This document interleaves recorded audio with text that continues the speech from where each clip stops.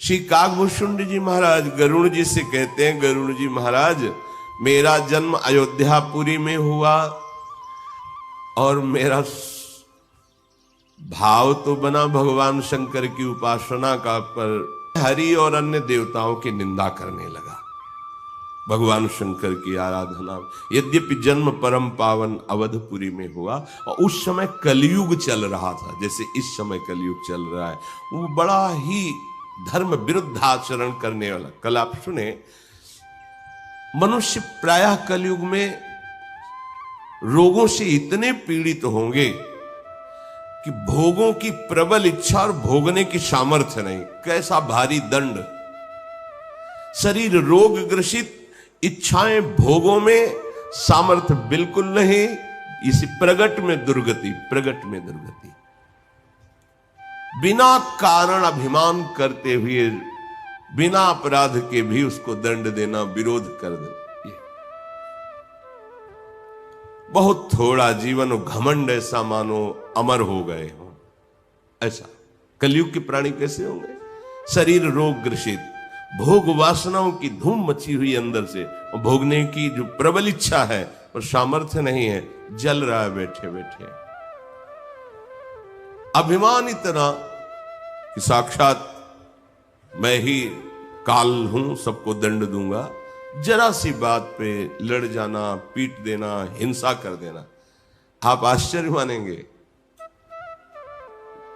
कंडा होते ना गोबर के, 5 कंडे उठा लिए किसी ने, मार डंडे और फिर जेल गए, लाखों रुपया लग गया। 5 कंडे की कीमत क्या थी? अरे भाई कोई गरीब आदमी 5 कंडे उठा लिए, रोटी बनाएगा जाके, खाएगा जाके, क्या परेशानी हो गई?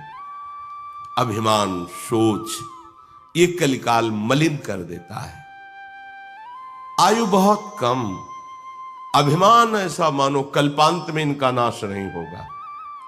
कलिकाल ने ऐसा बेहाल कर डाला, कलिकाल बिहाल किए मनुजा, नहीं मानत को अनुजा तनुजा, नहीं तोष विचार न शीतलता, सब जाति कुजाति भय मंगता, ईर्षा पुरुषाक्षर लोलुपता, भरी पूरी रही समता विगता, सब लोग वियोग विशोक है, वर्णाश्रम धर्म आचार गए। हे गरुड़ जी, जब कलिकाल का स्वरूप बढ़ा तो जो नहीं होना चाहिए वो हो गया, बेहाल कर दिया मनुष्य को। पिता अपनी पुत्री को भी, भाई अपनी बहन को भी, ये सब भेद मिट गया। इतनी बुद्धि भ्रष्ट हो गई कि जिनका पोषण करना चाहिए उनका शोषण करने लगे। अब कहां जाए, भाग के कहां जाए? जो रक्षा करने वाले वही शोषण करने लगे। कलिकाल ने ऐसी बुद्धि भ्रष्ट कर दी। ये जो लिखा है तो कुछ कुछ सुनने को मिलने लगा। अभी तो 5000 वर्ष के कुछ ऊपर ही वर्ष हुए हैं। 4,32,000 वर्ष की आयु है कलयुग की। थोड़ा और उठ के चलने दो। अभी तो ऐसा मान लो 4,32,000 में कि घुटने के बल ही चल रहा है। थोड़ा खड़ा होकर के चलने लायक हो, फिर देखो इसका और आतंक। कलिकाल बिहाल के मनुजा, नहीं मानत को अनुजा तनुजा।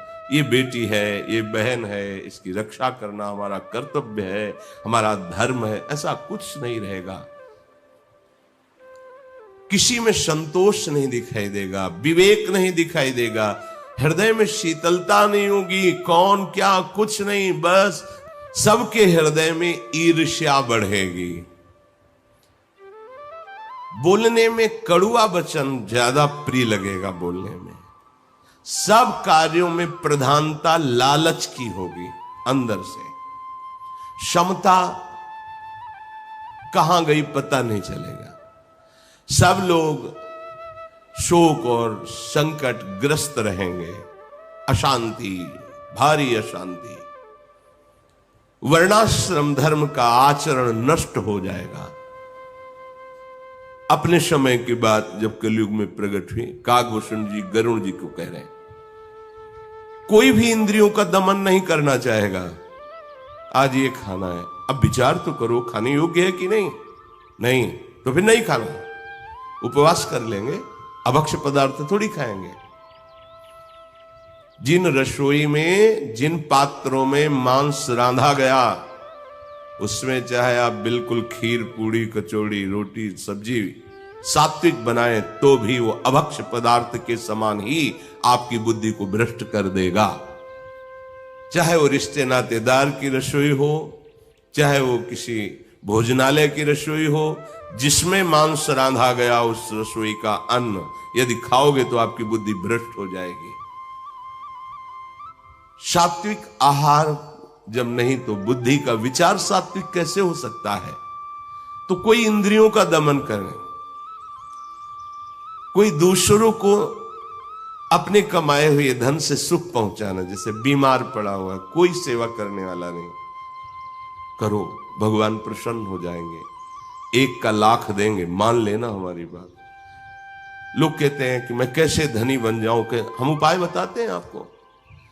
अगर आप किसी भी अनाथ, गरीब, असहाय, चाहे वो पशु, पक्षी, मनुष्य कोई भी हो, आप इसकी सेवा का व्रत ईमानदारी से ले लीजिए, गौ सेवा, साधु सेवा, ऐसे जन जिनको, तो आप देख लीजिए आपका धन कैसे बढ़ता है। पर 2 दिन में ना देखिएगा, दीर्घ काल तक कीजिए और आप ऐसे धनी बन जाएंगे कि आप तृप्त हो जाएंगे। आपका हृदय कहेगा कि अब कछुनाथ न चाही मोरे, लौकिक पारलौकिक सब सुख मिल जाएंगे। पर दिशा हमारी गलत हो गई।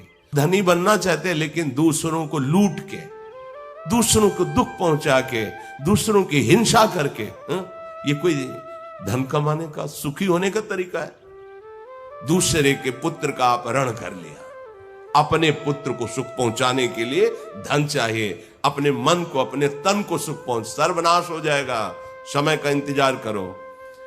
बार बार कह रहे हैं कि हमारे मालिक का बहुत बड़ा ऑफिस है, इसमें थोड़ा रजिस्टर मुकदमा लंबा चलता है, और जिस दिन फाइनल पे आएगा तो फिर ब्रह्मा भी नहीं बचा सकते तुमको।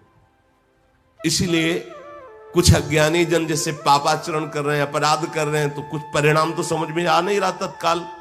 उनको लगा कुछ नहीं हुआ ना, कुछ नहीं हुआ, वो हिसाब बढ़ रहा है मैं ब्याज सहित। और जिस दिन लागू होगा, तो जैसे सालों से जेल में बंद है, फिर 10 दिन पहले सूचना हुई कि सुनो 10 तारीख को 12 बजे तुम्हें फांसी दी जाएगी।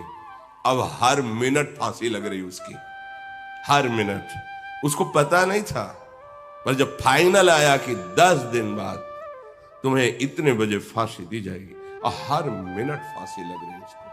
फांसी का कष्ट तो एक बार, लेकिन उतने समय में उसको जो कष्ट हो रहा है, ये तो हुआ यहां का कानून। लेकिन पूरा हिसाब नहीं हुआ, पूरा हिसाब होगा बड़ी ऑफिस में, वहां से फाइनल। इसको भी काटा जाएगा कि आप इतने वहां भोग चुके, अब आइए यहां पवित्र होइए। बहुत सावधान, ये मत सोचो कोई तुम्हें देख नहीं रहा है, कलिकाल है, सब चलेगा, नहीं चलेगा। समय आने दो, समय, फिर तुम देखना, काल बहुत बलवान है। इसलिए ऐसा विचार मत करो तुम कि कोई दंडदाता नहीं, अरे कुछ नहीं, सब नाटक है, ऐसा मत मानो। क्योंकि जब आपको परिणाम आएगा, तब आप भले पवित्र आचरण करने वाले हो, उस समय क्षमा नहीं होगा, ध्यान रखना। तभी अपने लोग देख नहीं पाते, तो लगता है ये बेचारा अभी तो बच्चा ही था, ऐसा कौन सा इसने पाप किया, भगवान के यहां न्याय नहीं है, ऐसा बोलने लगते हैं। तुम तो देख रहे हो बच्चा, लेकिन वो तो देख रहे ना कि बहुत पुरातन है, पोशाक नहीं पहरा दी है, लेकिन अब आ गया है समय उसको दंड देने। तो शुरू हो गया दंड विधान। अब चाहे गर्भस्थ हो, चाहे बाहर हो, चाहे जवान हो, चाहे बूढ़ा हो, जिस समय हमारे भागवती कानून के हिसाब से दंड प्रारंभ होगा, तो कोई औषधि काम नहीं करेगी, सामने से कोई अनुष्ठान काम नहीं करेगा। हाँ, उससे बड़ा अनुष्ठान हो जाए तो भले उस प्रारब्ध को रोक दे। इंद्रियों का दमन करने की बात नहीं, मान मानी आचरण, न शास्त्र का शासन, न भगवान का भय, न धर्म का भय, बस इंद्रियों को दुलार करना। हम धनी बनना चाहें, सच्ची बात कहते हैं, लौकिक पारलौकिक दोनों धन, यही परलोक सकल सुख पावत, मेरी सुभैया कृष्ण गुण संचु। राधा राधा बोलते हुए दूसरों को सुख पहुंचाने के बाद पक्का पक्का आप हर तरह से सुखी हो जाएंगे, पर मानने के लिए तैयार नहीं ना। अगर आप इस बात को समझ पाए, मिल गए बिहारी जी, अन्य कोई साधना नहीं संतों की से। तुम दूसरों की सेवा की भावना करो। जब अखिल कोटि ब्रह्मांडों का ईश्वर तुम्हारी सेवा के लिए तैयार हो गया, तो धन की क्या बात है। पारस मणि मिल जाए तो किलो 2 किलो सोना की क्या हो, तो पहाड़ बना सकते हो सोने का। जब अखिल कोटि ब्रह्मांडों की रचना करने वाला तुम्हारा हो गया, तो तुम किस बात से अतृप्त रह सकते हो। सकल सुख पावत मेरी सुभैया कृष्ण, भुगते देहि न जाचहि, खुद आनंद लो, दूसरों को आनंद प्रदान करो, मांगना नहीं पड़ेगा। पर वो सोच गलत हो गई। सोच हो गई कि दूसरे को मारकर, दूसरे को लूट कर, दूसरे को कष्ट देकर भाई कभी नहीं सुखी हो सकते। अगर तुमने किसी के आंसू और खून से पैसे कमाए हैं, तो तुम्हारा परिवार भी आंसू डालेगा और तुम्हें देखना पड़ेगा वो दिन जो तुमने सोचा भी नहीं है। दैन्य होके चलो, धर्म से चलो। मान लो मेरी बात, खंडहर हो गए बड़े बड़े चक्रवर्ती सम्राटों के, जहां जय जयकार गूंजती थी, वहां कबूतर हकते हैं। ये संसार परिवर्तनशील है, तुम केवल आए हो सत्कर्म करने के लिए, भगवत प्राप्ति के लिए, चूक मत करो। कागभूषण जी कहते हैं, मूर्खता बढ़ती चली जाएगी कलयुग में, दूसरों को ठगना यही स्वभाव रह जाए। कलयुग में प्रायः शरीर पोषण और शरीर संभालना ही साधना रह जाएगी। देख लो कागभूषण जी के, जो पराई निंदा करने में सुख मिलेगा वो किसी और साधन में नहीं। जहां बैठे 4 लोग, बस शुरू निंदा। किसी एक का गुण वर्णन करके फिर 50 की निंदा कर देना, सब गया तुम्हारा, साला सुकृत नष्ट हो गया। पर निंदा के किए आवत नहीं कछु हाथ, मूर्ख पर्वत पाप को ले चल। बहुत सूक्ष्म निंदा है महाराज। ये आती स्वर्ग में बहुत काल तक, एक दिन देव सभा में ये हुआ कि इनके पुण्य ही नहीं नष्ट हो रहे, बड़े सुकृतवान है। वहां एक माला पहनाई जाती है, जैसे जैसे सुकृत नष्ट होते हैं वैसे वैसे माला तेजहीन होती हुई मुरझाती है। बस जहां कुम्हलाई, कहां समझ में आया अब ये भ्रष्ट होने वाला है, स्वर्ग से गिरा दिया जाएगा। भारी शोक उसको, वो विमान छिन जाएगा, अप्सरा छिन जाएगी, सुख सुविधाएं नष्ट हो जाएंगी। उनका माला कुम्हलाता ही नहीं था। सभा में बैठाल करके एक दिन पूछा गया, ये देवताओं की चाल थी, और वो समझ नहीं पाए कि आप जैसा पुण्यात्मा तो हमने अभी तक नहीं देखा। इतना समय हो गया स्वर्ग में भोगों को भोगते हुए, पर आपकी माला कुम्हलाई ही नहीं, और अभी पुण्य तो आपने कौन सा ऐसी साधना की। बस शब्द निकल गया अहंकार युक्त।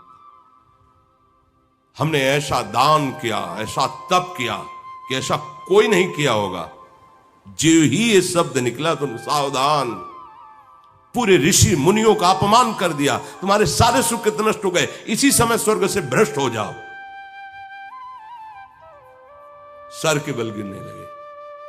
तो उनका, आप देवता परम कृपालु हो, ऐसी कृपा करना कि जहां संत महात्मा हो वहां मुझे गिराना। तथास्तु, ऐसा ही हो। तो महाराज शिव, बड़े बड़े महापुरुष वहां विराजमान थे। देखा कि तेजों में जैसे तारा टूटता है ना, कोई आ रहा है, तो उनका ये तो कोई स्वर्ग से भ्रष्ट हुआ पुरुष है। तो बोले, क्या हम लोगों की दृष्टि में पड़ते हुए ये फिर दुर्गति को प्राप्त होगा? तो उनका, मैं अपने सुकृत प्रदान करता हूं, तुम वहीं रुक जाओ। वहीं रुक गए। सबने सुकृत प्रदान किया, एक क्षण में फिर स्वर्ग में पहुंच गए, भूतल पर आने ही नहीं पाए। इसीलिए देवताओं ने जब, तो फिर इन्होंने भी भगवान की कृपा से, मुझे मेरी जो गलती हुई क्योंकि साधु समागम के द्वारा अहंकार नष्ट नहीं हुआ था, इसलिए गलती हो गई। अगर मुझे साधु समागम मिल जाए तो मैं अपनी दुर्गति को रोक सकता हूं, तो इसीलिए मांगा था कि मुझे संतों के बीच में गिराना, जहां गिराना। संतों ने गिरने ही नहीं दिया। अगर हम अपनी वाणी को सावधान नहीं रखते तो बहुत जल्दी पुण्य नष्ट हो जाते हैं।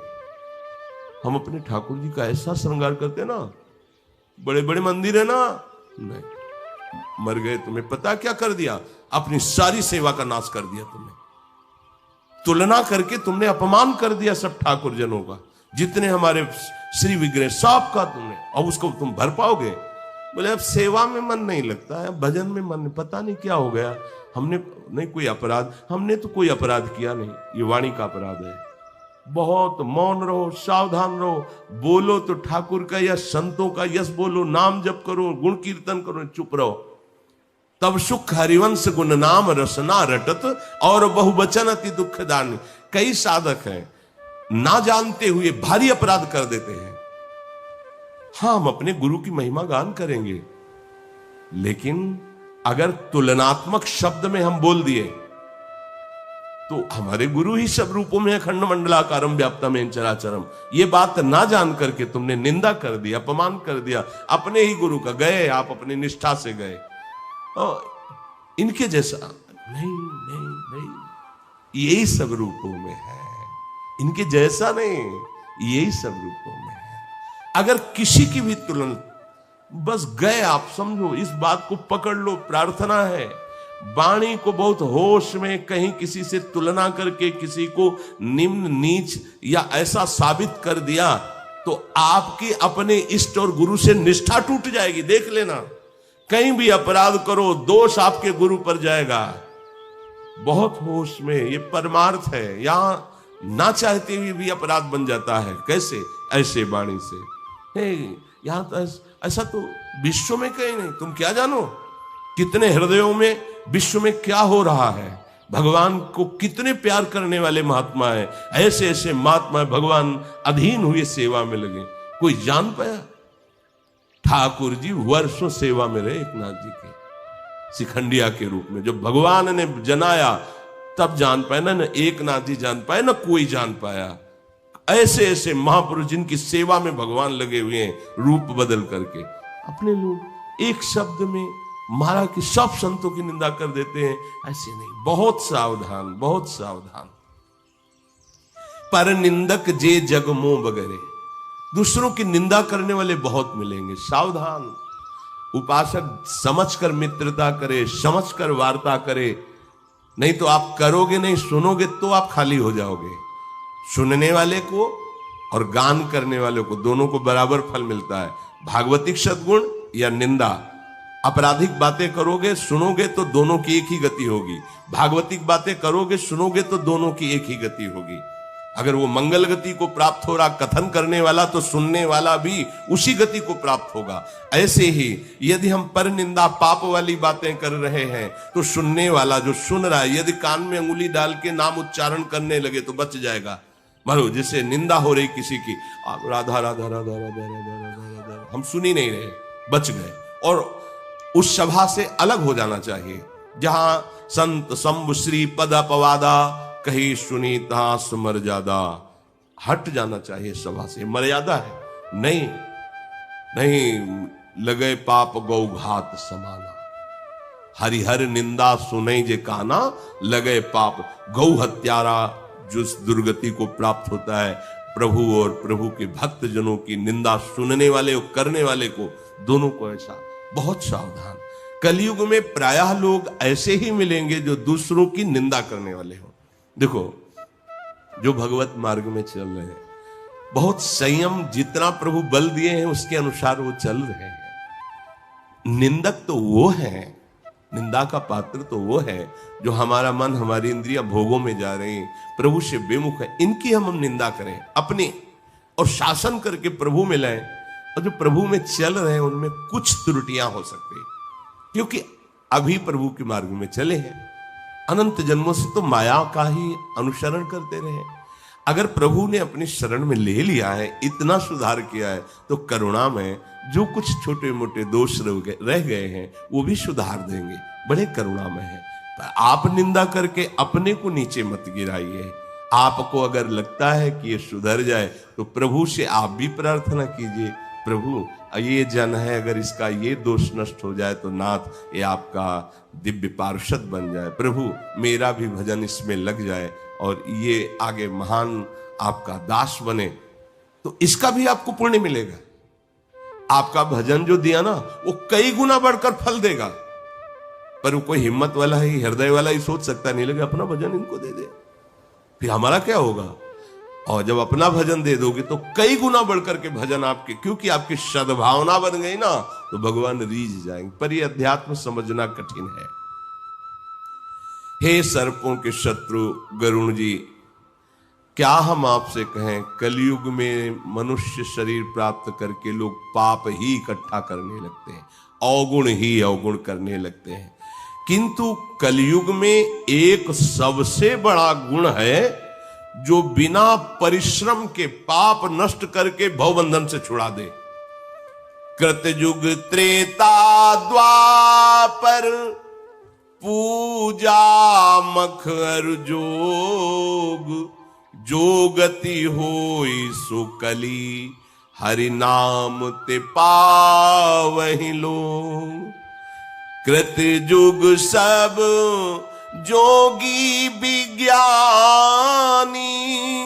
करी हरि ध्यान तरहि भव प्राणी। त्रेता विविध यज्ञ नर करहि, प्रभु ही समर्पी कर्म भव तरहि। द्वापर करी रघुपति पद पूजा, नर भव तरहि उपाय न दूजा। कलयुग केवल नाम आधारा, सुमिरी सुमिरी नर उतरहि पारा। कलयुग केवल हरि गुण गाहा, गावत नर पावहि भव थाहा। हे गरुण जी महाराज, कलयुग का एक बहुत बड़ा प्रताप भी है। सतयुग में, त्रेता में, द्वापर में जो गति ध्यान से, यज्ञ से, पूजा से होती है, वो केवल नाम जप से कलयुग में हो जाती है। कृतयुग अर्थात सतयुग, इसमें सब योगी होते थे, सब अनुभवी महापुरुष, तत्व अनुभवी। इसलिए वो निरंतर स्वरूप ध्यान में मगन होकर जीवन मुक्त हो जाते थे। त्रेता में विविध प्रकार के भगवान की यज्ञों का यजन करके नारायण हरि को प्राप्त करना, प्रायः सब भवसागर से पार होते थे। द्वापर में पूजा का विस्तार करके भगवान की आठों पहर पूजा में लगे रहना। पर कलयुग में तो केवल एक ही उपाय है, भगवान के गुणों का गान करते हुए उनका नाम जप करते हैं। निरंतर नाम जप तो भव समुद्र से पार। कलयुग में ना तो योग सफल हो सकता है, ना यज्ञ सफल हो सकता है, ना ब्रह्म ज्ञान, क्योंकि जो चाहिए वो सब लुटता चला जा रहा है। आहार की पवित्रता, व्यवहार की पवित्रता, ये सब नष्ट होती चली जा रही है। अगर शरीर को साधन में लगाना है तो थोड़ा स्वस्थता भी चाहिए, आहार पवित्रता भी चाहिए। अब high blood pressure, low blood pressure, sugar इतनी, ये अब उसको चाहिए, दवाइयां चाहिए। दवाइयां खाएगा तो योग कितना कर पाएगा? क्या योग, क्या उससे साधन बनेगा? जिस ज्ञान के लिए हम ब्रह्म पदवी में स्थित होने के लिए साधना करते हैं वो बल ही नहीं रह गया। सात्विक वृत्ति के द्वारा इंद्रिय और मन का दमन करके राग रहित तीनों शरीरों से हो जाना, पता ही नहीं तीन शरीर कौन है, अनुभव ही नहीं। तो ब्रह्म ज्ञान, ब्रह्म बोध बड़ा मुश्किल है। क्योंकि पवित्र आहार संयम इसका अभाव है। छोटे छोटे बालकों में दूषित भावनाएं आ गई हैं। कैसे आसन पे बैठ पाएंगे जब ब्रह्मचर्य ही नहीं है, नींव ही खराब हो गई तो साधना क्या योग की होगी। योगी योग कदम जो बढ़ाता है उसमें प्रथम बात होती है कि वो संयम धारण करे।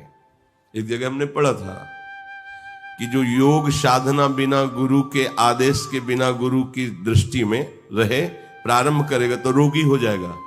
योग कोई साधारण बात नहीं। और अगर कहीं ब्रह्मचर्य क्षीण होने वाली बात है तो फिर योग में कदम न रखें। अब छोटे छोटे बच्चे हैं, उनको सब मोबाइल आदि का ज्ञान है, सब विषय सेवन की वृत्तियों का ज्ञान हो गया है। कैसे योग होगा कलिकाल, कैसे यज्ञ करेंगे हम। एक बीच में सुनने को मिला था घी में गाय की चर्बी, दूध ऐसे पाउडर वाउडर डाल के, क्या मतलब जिससे कपड़े धो जाते हैं ऐसे उस दूध में मिला के वो बनाना, ऐसा बता रहे थे। ऐसा होता है तो आप सोचो, हम दूध वही दूध पिएंगे तो हमारी आंतों का क्या होगा, हमारे शरीर का क्या होगा, वो रोग ग्रसित हो जाएंगे। अच्छा, अब उनमें हम यज्ञ कैसे करें, कौन सा देवता भाग ग्रहण करेगा जब अपवित्र है, दूध अपवित्र, घी अपवित्र। जो धान्य पैदा किया जाता है उसमें जब केमिकल डाले जाते हैं, उर्वरक डाला जाता है, अपवित्र हो जाता है। गाय के गोबर से पड़ी हुई भूमि में जो खाद है उससे जो अन्न होता है वो पवित्र माना जाता है। कहाँ, जब गाय को गोबर डाल के उपजाया जाता था ना तो 6 मन 8 मन बड़ा बीघा जिसे कहते हैं, जिसमें इस समय 60 मन 70 मन अन्न होता है उर्वरक डाल करके। यज्ञ के लिए कौन सी सामग्री रह गई है जिसके द्वारा यज्ञ किया जा सके। हे गरुण जी महाराज, ध्यान, एक सेकेंड मन नहीं टिक रहा, इंद्रियों के साथ विचरण कर रहा, बिल्कुल बिजली की तरह दौड़ लगाया, ध्यान होगा। मन मानी आहार करते हो ध्यान कर पाओगे। वो अंग्रेजी में क्या कहते हैं ध्यान को, मेडिटेशन करो। ये बता रहे थे कि मेडिटेशन करते तो क्या, तो ये क्या होता है मेडिटेशन, बोले ऐसे। ये ध्यान के लिए बहुत संयम चाहिए। पहले आपके शरीर की, मन की अचंचलता शरीर। अब 2 घंटे से बैठे, कोई भी हलचल शरीर में कहीं भी नहीं, ऐसे ऐसे कुछ, प्राण बिल्कुल संयमित, मन शांत, अवश्य अपने लक्ष्य पे लगा। इष्ट में, नाम में मंत्राकार वृत्ति, बहुत समय तक आंख खुली है बंद है, शांत है। कितनी देर शरीर को आप केवल देखो, कितनी देर आप लगा। उठते बैठते चलते फिरते ध्यान करने वाले को नासाग्र दृष्टि रखनी है, बस जितने में चरण दिखाई दे रहे होते हैं नासाग्र। 10 मिनट करके देखो सर में दर्द होने लगेगा। क्यों? ब्रह्मचर्य ठीक नहीं। ये जितने भी दोष बताए गए कलयुग के, या जितने भी लौकिक गुण है, सब मायाकृत हैं। सुनो तात मायाकृत गुणर दोष अनेक, गुण या उभय न देखी, देखी स्व विवेक।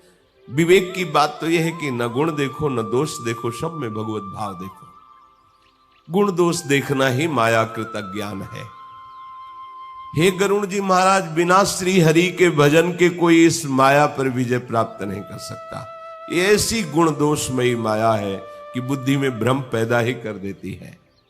तो पक्षीराज, मैं कई वर्षों तक अयोध्या में रहा, जन्म भी अयोध्या में हुआ था, बड़ा हुआ।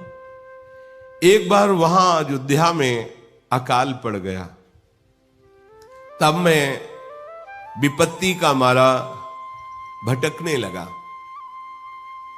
दीन मलिन उदास, पास में अब कुछ नहीं रह गया, दुखी।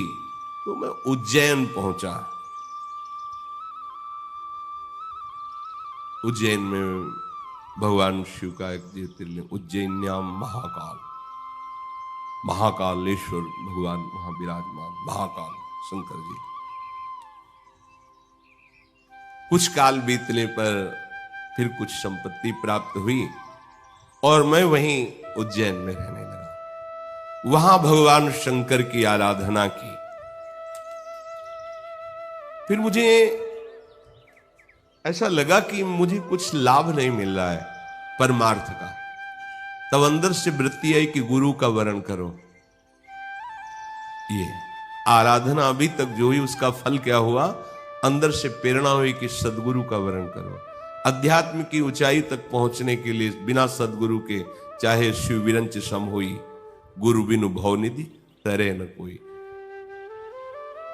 एक वहां ब्राह्मण भगवान के महान भक्त आते जाते रहते भगवान शंकर जी के मंदिर में। उनको देखता कि वो शिव आराधना कर रहे हैं। फिर देखा कि वो परम साधु, बड़े सरल चित्त और शास्त्रों की ज्ञाता, भगवान शंकर के उपासक और हरि के प्रेमी। कभी वो हरि की अवहेलना नहीं करते थे।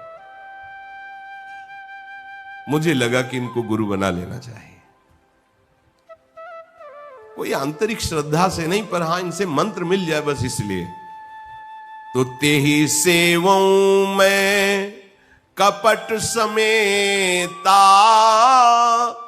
दुज दयाल अति नीति निकेता।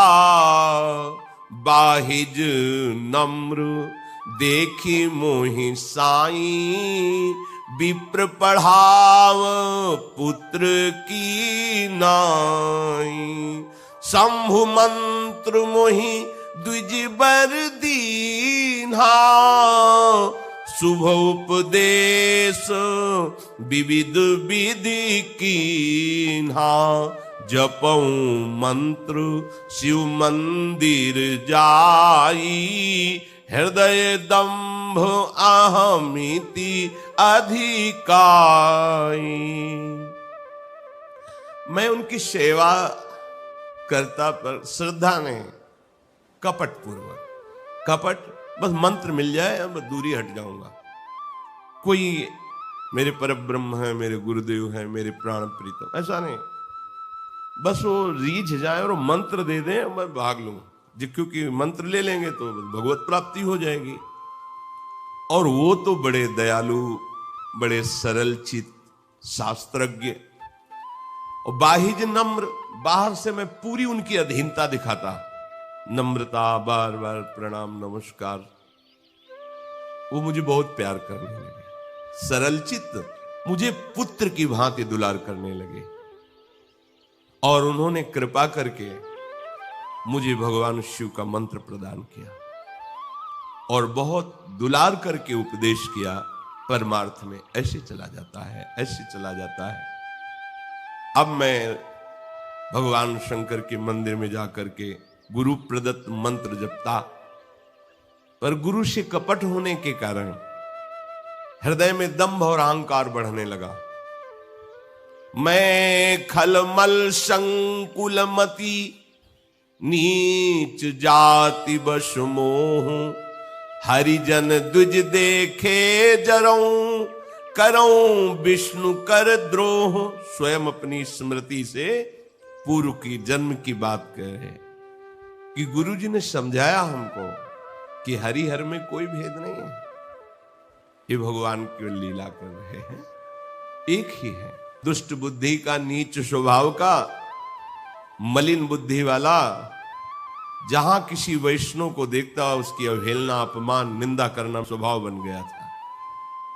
और भगवान श्री हरि की अगर कोई बड़ाई कर दे तो मेरा हृदय जल जाता था, मैं द्रोह करता। पर भगवान शंकर से बहुत प्यार करता। कागभूषण जी, गुरु जी मेरे आचरण देखकर बहुत दुखी होते, क्लेशित हो जाते, फिर बैठालते, मुझे समझाते, देखो तुम समझ नहीं रहे, तुम अपना अमंगल कर रहे हो। गुरु नित मोहि प्रबोध, दुखित देख आचरण मम। मोहि उपजय अति क्रोध, दंभी नीति की भावई। गुरुदेव पास बैठा, सुनो बैठे। ये जो तुम वैष्णव जनों का अपमान करते हो, हरि की निंदा करते हो, देवताओं की निंदा करते हो, ये ठीक है, तुम्हारा पतन हो जाएगा। मुझे भली बात समझाते, उल्टे मुझे क्रोध आता। दंभी को सतमार्ग की सच्चाई अच्छी नहीं लगती, ऐसी ही मेरी स्थिति थी। मुझे कुछ अच्छा नहीं लगता। एक बार गुरु लीन बुलाई, मोहिनीति बहु भांति सिखाई। गुरुदेव ने एक बार बुलाया, बड़े आनंद में थे। जब संत अपनी तरफ से बात करने लगे तो इधर उधर देखना बंद करके सीधे अमृत पान करो। वो कोई अपनी अनुभूति तुम्हारे अंदर डालना चाहते हैं। श्रवणेंद्री के द्वारा चुपचाप एकाग्र। कई बार देखा जाता है आए हैं बात करने, नहीं इधर इधर, बस खत्म खेल। एक दृष्टि में जहां देखा गया कि अधिकारी नहीं, बात बदल गई, जो बताना चाहते थे खत्म।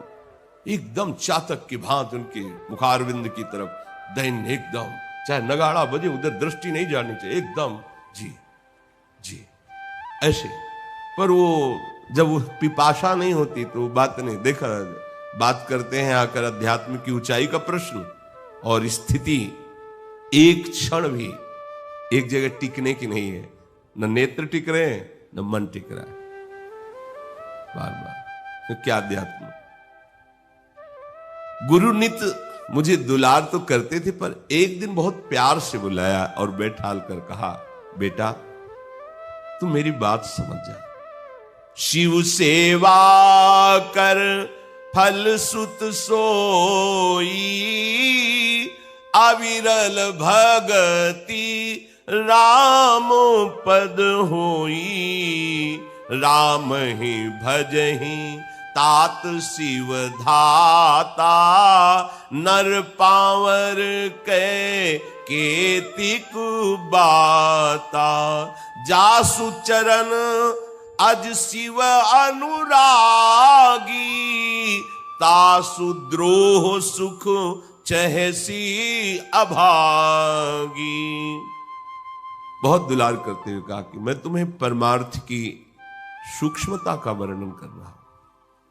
भगवान शंकर की आराधना का फल है कि भगवान श्री हरि के चरणों में अगाध प्रेम प्राप्त हो जाए। जब भगवान शिव किसी पर प्रसन्न होते हैं तो श्यामा श्याम की भक्ति प्रदान करते हैं। भगवान श्री हरि के जो और भी अवतार हैं, भगवान शिव की कृपा के बिना जा पर कृपा न करहि पुरारी, सो न पाओ मुनि भगति हमारी। शिव सेवा का ये फल प्रकट होता है कि भगवान श्री हरि के चरणों की प्रेम लक्षणा भक्ति हृदय में जागृत होती है। तात अर्थात बेटा तुम तो मनुष्य शरीर में हो। भगवान ब्रह्मा जी बड़े बड़े लोकपाल जिनकी चरण रज पाने की लालसा करते हैं, तुम उन प्रभु से द्रोह करने की बात सोचते हो। अरे अभागे, भगवान शिव जिनके चरण धोवन गंगा जी को माथे पे धारण किए हुए हैं, तो उन श्री हरि से द्रोह करता। जब गुरु जी ने शिव जी को हरि का सेवक कहा, बस मेरा हृदय जल उठा। जैसे सांप को दूध पिलाए तो जहर ही बन जाता है, ऐसे कपटी और अधम स्वभाव वाले को मूर्ख हृदय न चेत, चाहे गुरु मिले बिरंच सम। उसको जितना समझाओगे वो ये नहीं समझ रहे मां जैसा इनका हृदय, वो ये समझ रहे मेरे में कुछ है ना।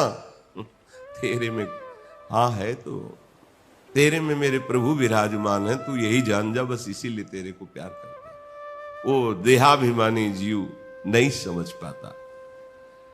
हे गरुड़ जी महाराज, बड़ी मेरी दुर्दशा थी हृदय की। मैंने ऐसे कृपालु गुरुदेव से अभिमान किया, कुटिलता, दुर्भाग्य तो देखो, मैं अपने गुरुजी से द्रोह करने लगा। गुरुद्रोही सबसे बड़ा पाप। वैष्णव द्रोह, चराचर का द्रोह, ये सब बड़े पापों के अंतर्गत है। जो नर होए चराचर द्रोही, वैष्णव द्रोही, और सबके ऊपर लिखा है गुरुद्रोही नर। ये गुरु तेन बचन मानत गुरुद्रोही, निस्दिन करता अपनो भायो, तो इत व्यवहार न उत परमारथ, कहीं तुझे चैन नहीं मिल से। गुरुद्रोही को न इस लोक में चैन मिलता है न परलोक में चैन मिलता है। वो अत्यंत दयालु थे, मेरे द्रोह करने पर भी न प्रणाम न नमस्कार, रुक जाते, सुनो ऐसा ठीक नहीं है, आप अपने को संभाल लीजिए, सुधार लीजिए। वो उत्तम ज्ञान की शिक्षा देते, पर मैं नीच, अब वो बात सोच करके ना हो रही कि ऐसे कृपालु गुरुदेव से मैं उनकी अवमानना करता, उनका अपमान करता। नीच स्वभाव का यही होता है कि जिससे बड़ाई पाता है पहले उसी को मारता है, फिर ऊपर अपने को प्रकाशित करना चाहता है। भाई सुनिए, आग से उत्पन्न हुआ धुआं मेघ की पदवी पाकर उसी अग्नि को बुझा देता है। धूल रास्ते में निरादर से पड़ी रहती है, सदा सब राह चलने वालों के चरणों की ठोकर सहती है, पर जब पवन उसको संग देता है, ऊंचा उठाता है, तो सबसे पहले पवन को ही वो गंदा कर देती है। पक्षीराज गरुण जी, मैं बहुत अधम नीच अपने गुरु का अपमान करने लगा, और मैं समझता था कि मैं बहुत बुद्धिमान हूं और भगवान शंकर हम पर बड़ी कृपा कर रहे हैं, क्योंकि मैं केवल उनका पक्ष लेता था, न गुरु न इष्ट, ओ हरि देवता किसी का, बस भगवान शंकर। दुष्ट हृदय, कपटी, कुटिलता से भरा, पर फिर भी गुरुजी मेरे से प्यार करते। ये बच्चा है, कैसा भी हो अपना ही है, क्योंकि गुरु और इष्ट में भेद नहीं। जैसे कल कह रहे थे, विमुख भये निमिषहु न अकृपा, जब चिते तब ऐसे, उनका तो स्वभाव ही ऐसा है। जब वो फिर मुझसे उस स्थिति में भी प्यार भरी बात करते, मेरा हृदय जल जाता। एक बार हर मंदिर, भगवान शंकर के मंदिर में बैठे हुए उनका जप कर रहा था मैं। एक बार हर मंदिर जपत रहूं शिव नाम, गुरु आयो अभिमान ते उठ नहीं कीन प्रणाम। हद हो गई, मलिनता की हद हो गई। एक बार मैं भगवान शंकर के मंदिर में बैठा ही गुरु प्रदत्त मंत्र जप रहा था। देखो क्यों मंत्र भी जप चल रहा है, क्योंकि गुरुजी क्रोध नहीं माने, गुरुजी ऋष नहीं माने, इसलिए मंत्र चल रहा है। कितने कृपालु है।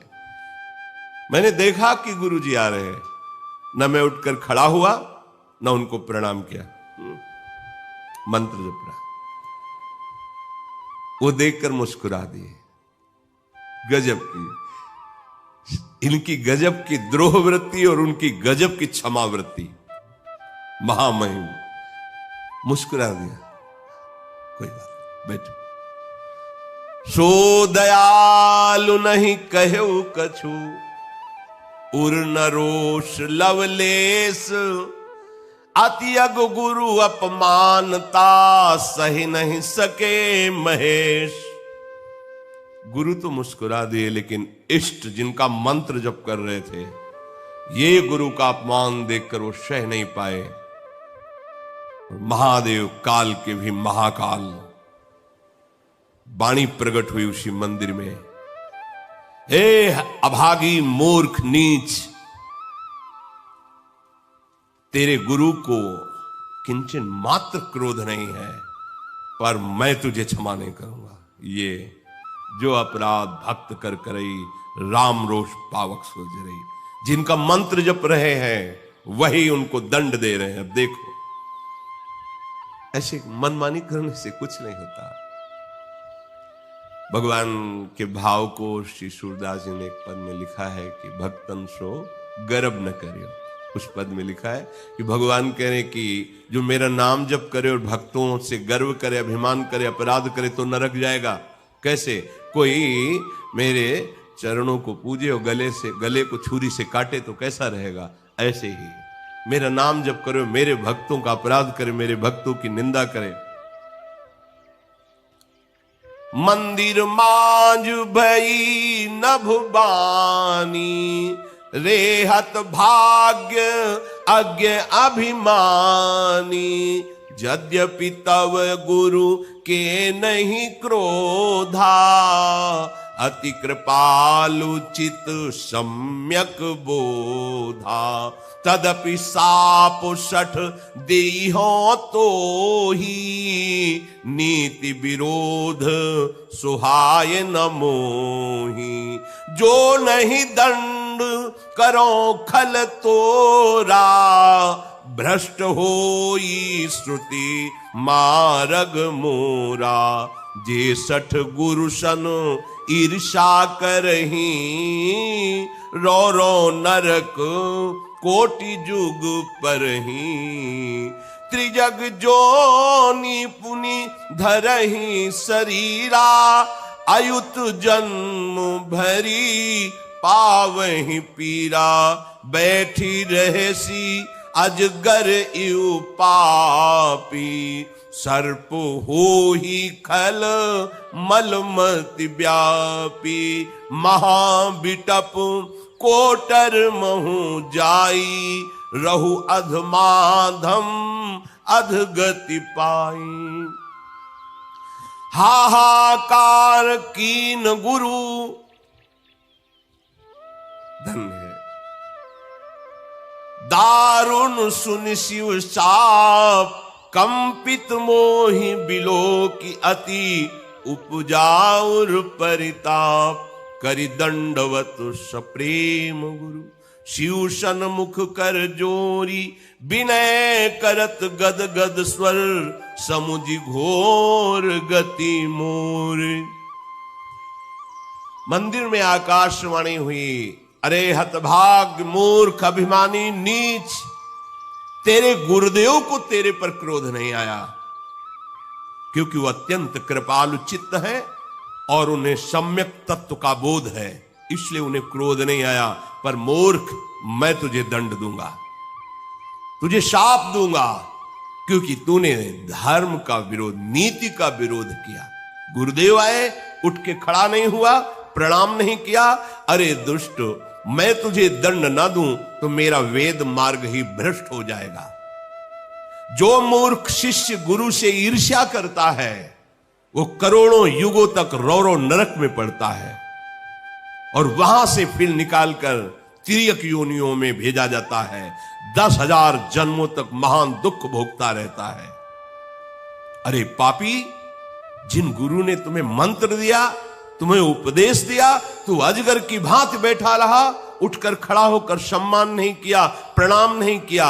अरे दुष्ट, तेरी बुद्धि महान पाप से ढक गई है, जा तो सर्प योनि को प्राप्त हो।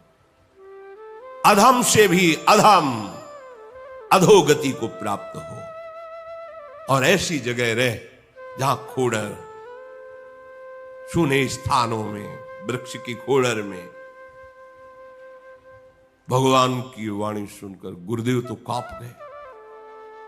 गुरुदेव ने त्राहिमाम रक्षमाम, प्रभु नहीं नहीं प्रभु, ऐसा नहीं। अब तो मेरे होश उड़ गए, मेरा शरीर कांप रहा है।